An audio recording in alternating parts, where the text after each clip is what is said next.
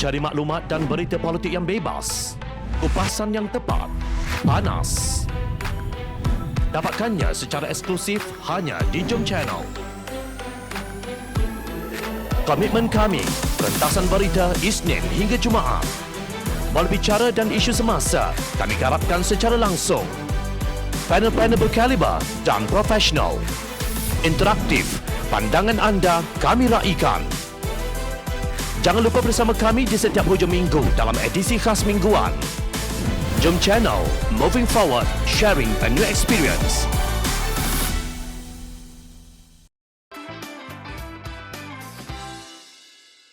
Sebab apa netizen belasah Rina Harun? Kisah Menteri Pembangunan Wanita, Keluarga dan Masyarakat Datuk Seri Rina Harun kononnya mencuci kesan najis unggas dan cicak di sebuah pusat pemindahan sementara PPS kini viral sampai masuk berita di stesen TV Thailand PPTV. Dalam video yang tular itu, Rina dilihat sedang menggunakan penyembur air sambil dikelilingi beberapa individu termasuk jurufoto yang merakam aksinya. Netizen mempertikai tindakan berkenaan kerana mendakwa kawasan tersebut sememangnya sudah bersih dan tidak dicemari dengan lumpur banjir. Bagaimanapun, Timbalan Menteri Pembangunan Wanita, Keluarga dan Masyarakat, Datuk Siti Zailah Muhammad Yusof mempertahankan aksi Rina Harun tersebut. Dalam temu di Bernama TV, Siti Zailah berkata, beliau mengenali rapat Rina Harun yang disifatkannya ikhlas dan sangat baik. Bagi saya, dia buat yang terbaik, sanggup berkorban dan turun padang membantu pelajar sekolah yang hendak bersekolah nanti, katanya. Menurut ahli Parlimen Rantau Panjang itu, Rina ikhlas mahu membantu susun kerusi dan bangku sekolah menjelang penggal sekolah yang akan dibuka.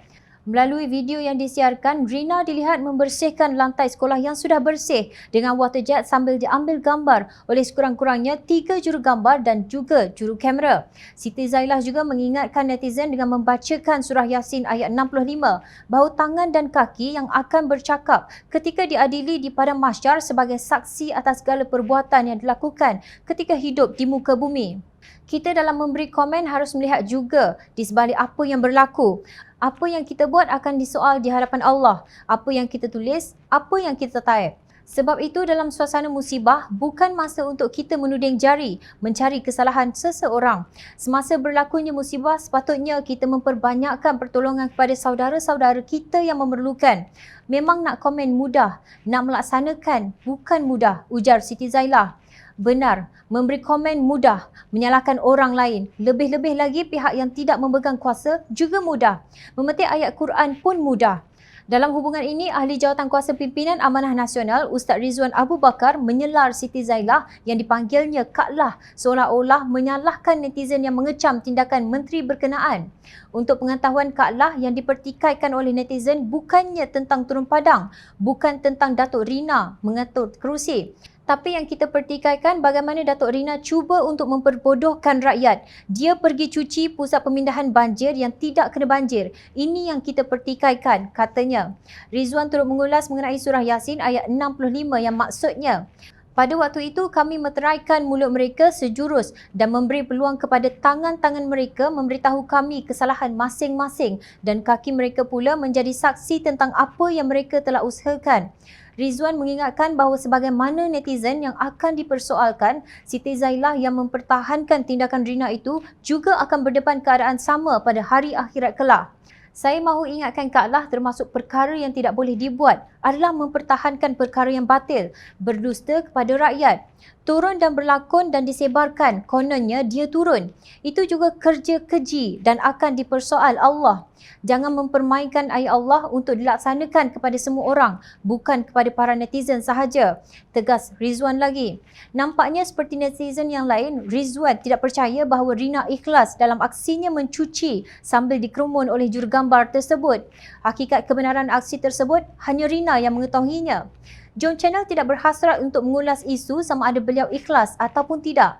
Namun Siti Zailah yang pandai memetik ayat Al-Quran itu seharusnya sedar bahawa tindakannya menyokong partinya yang bersekongkol dengan rampasan kuasa menerusi tebuk atap langkah Sheraton pada hujung Februari 2020 juga akan dipersoal di padang mahsyar kelak. Ketika itu, tangan dan kaki anda yang akan bercakap kerana rakyat yang memberi mandat kepada Pakatan Harapan tidak reda di atas perbuatan para ahli Parlimen PAS yang bersubahat dengan gerombolan kleptokrat untuk mengambil alih Putrajaya.